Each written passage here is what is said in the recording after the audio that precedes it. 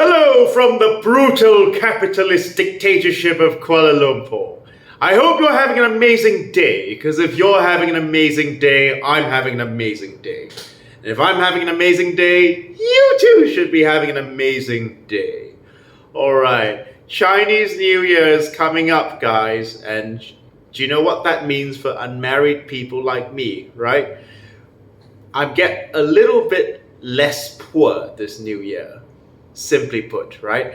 So there will not be a video for the next a week or so, because next week I'm going to be busy with Chinese New Year celebrations.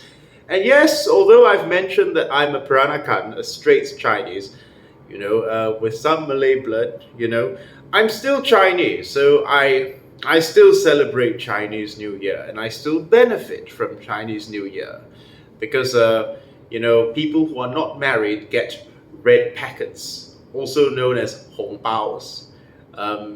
When I get married someday, I'll have to give all of you unmarried people hongbaos if ever we should meet on the street, right?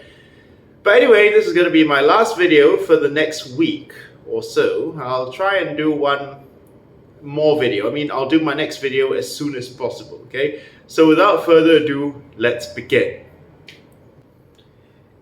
Times change, societies evolve, but some things will never ever change and shall ever always remain constant, such as the fact that pineapple on pizza is for degenerates, and the rich shall always look down on the poor.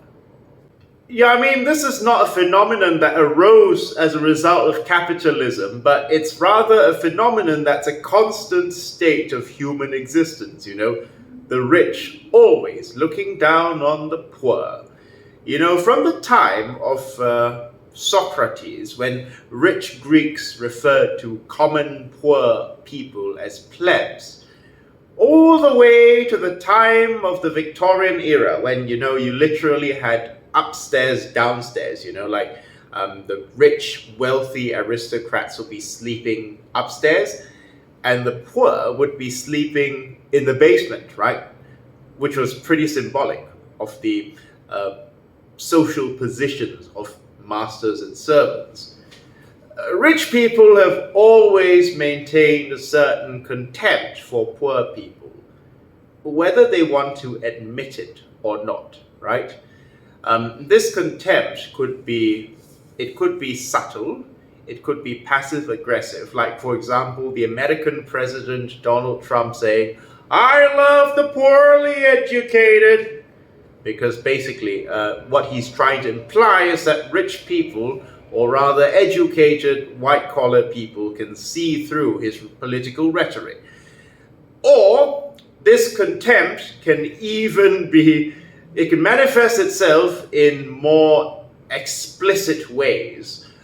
For example, the establishment American Republicans like Thomas Sowell or Ben Shapiro will openly tell you that rich people simply have better cultural traits than poor people, and poor people simply have deficient cultural, personal, and moral traits. That's what makes them poor. Basically, that rich people are simply intrinsically better than poor people. But these American fascists go even so far as to comparing racial groups like Asian Americans and African Americans. And so when they say that Asian Americans are the model minority, not counting in the fact that there are many poor Asian Americans who are still living in poverty in the ghetto, they're not talking about Asian Americans, you see. They're making a dog whistle against minorities they don't like. Hint, hint. One step short of saying the N-word, so to speak. Whenever they say Asians are the model minority, why can't you other minorities learn from these Asians? Good family values, although I doubt most Republicans ever believe in a thing called family values. You'll sometimes hear from wealthy people, wealthy Americans in particular, rich-splaining.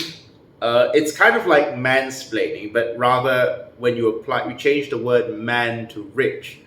Rich-splaining to poor people, that poor people are simply not as good as rich people. Now, there's a saying from the American douchebag Thomas Sowell, who happens to be Milton Friedman's Dou Tai. Dou Tai means student in Chinese.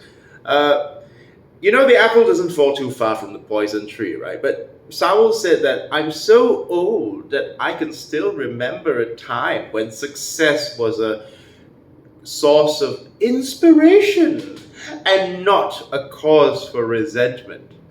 As if poor people, you know, who are unhappy about being poor were simply resentful of rich people who got where they are because of hard work and just better brains, you know. But that's basically right-wing ideology. Hey, you know, it's not to change the world, but rather to justify it, to justify why some people are simply better than others. Because right-wing ideology basically justifies the natural social Darwinian hierarchy, right? So right-wing ideology is basically, at least American right-wing ideology, is Darwinian in nature, right?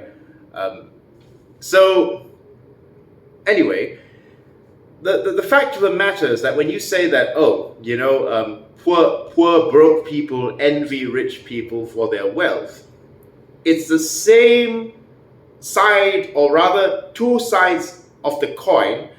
The other side of saying that, you know, global South countries envy global North countries because global North countries have wealth, they have enlightenment, they have freedom, you know. I rarely see poor people and rich people as microcosms of global South and global North countries. Now, for those of you who are not aware, the global South refers to the part of the world that's being trampled by imperialism, right? You know, countries that basically get sanctioned, that get invaded, that get colonized. And these will be countries like, for example, Laos, Cambodia, Vietnam, Malaysia, and Bangladesh, and Pakistan, and other countries that are in the so-called developing world, right? And in the civilized, and I use the term in inverted commas, the civilized global north, you have so-called civilized developed countries like, you know, Italy, France, Germany, England, America, the European countries, as well as Japan, right? So these are developed countries who basically exist, whose standard of living is maintained by the oppression and exploitation of the global South through, you know, outsourcing of labor abroad to get cheaper labor, and as well as cheaper goods, and basically by sanctions and invasions, you know, like in America invading the Middle East in order to keep these countries poor, right? So in order for the global North to enjoy the wealth that they do, the global South needs to be poor in order for the global North to maintain, at least not all the people in the global North, I should say, but the elites in the global North to maintain their standard of living. Someone's got to pay for it, right? So if for Armani, for someone like Giorgio Armani or Zara to buy their next yacht or their next Mercedes-Benz, right? Somebody in the global South, in their sweatshop, has got to produce enough surplus value for them, you see. They can't get these things on their own, by their own hard work, you see, these capitalists in the global North. So the same thing applies to the rich people who scorn poor people and to poor people themselves, you know. I'm not poor, I'm not rich either, middle class, but not rich enough for my my ex-girlfriend's bourgeois family whose father basically hinted that he wasn't very happy with me because I'm an English teacher, right? He hinted to her that she'd have no future with me. as if English teachers have no future, first of all, and second of all, as if teachers are not a necessary.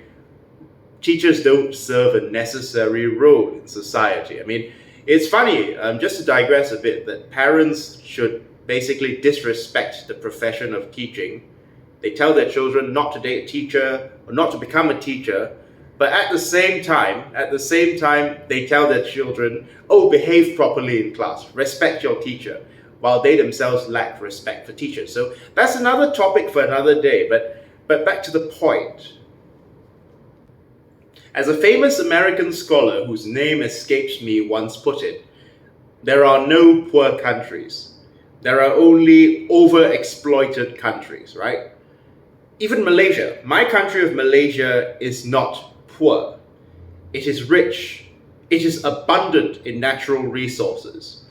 You know, the British, unlike with Hong Kong, which they gave up to the Japanese without much of a fight, the British really fought tooth and nail to keep Malaya and India in their clutches. Why? Because Malaya is rich. Malaya was rich in, and it still is, in tin, palm oil, rubber, and copper, and spices. Basically things that were necessary for them to fuel their capitalist machine, right?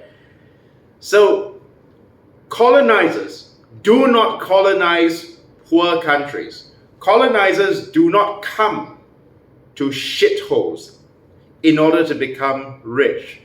President Trump, the American president, referred to the global south as shithole countries. But Europeans do not come to shitholes in order to become rich.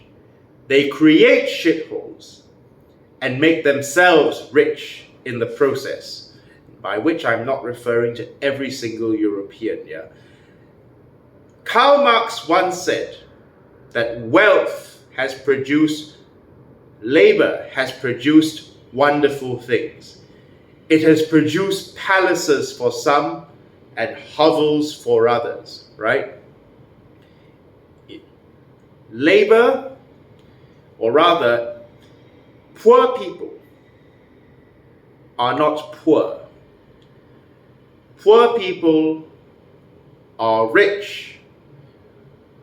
Poor people are rich, but their labor is merely being appropriated, and they are not being paid their dues. For if everyone was supposed to be rich based on hard work and good culture, do you think America would be one of the richest countries in the world?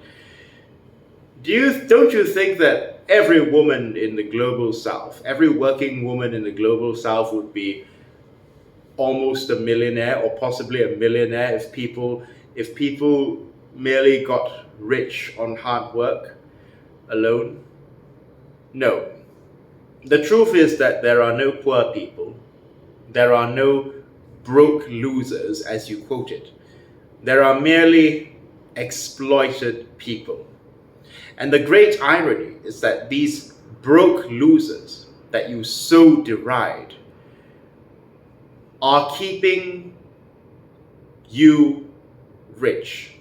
What I mean is that your existence is predicated on the existence of these so-called broke losers that you hate, right?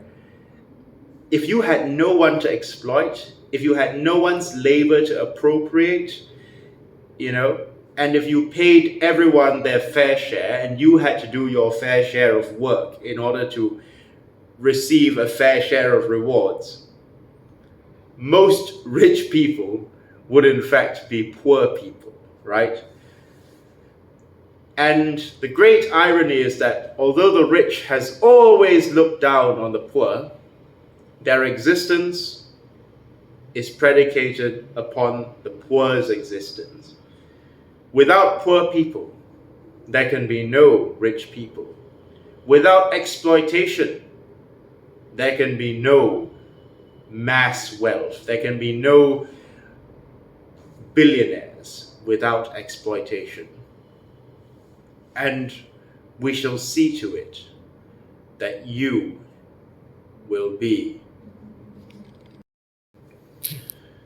So just to wrap up this video, just because you come from a poor global south country, it doesn't necessarily mean that someone from Europe or Japan or any other global north country is really superior to you intrinsically.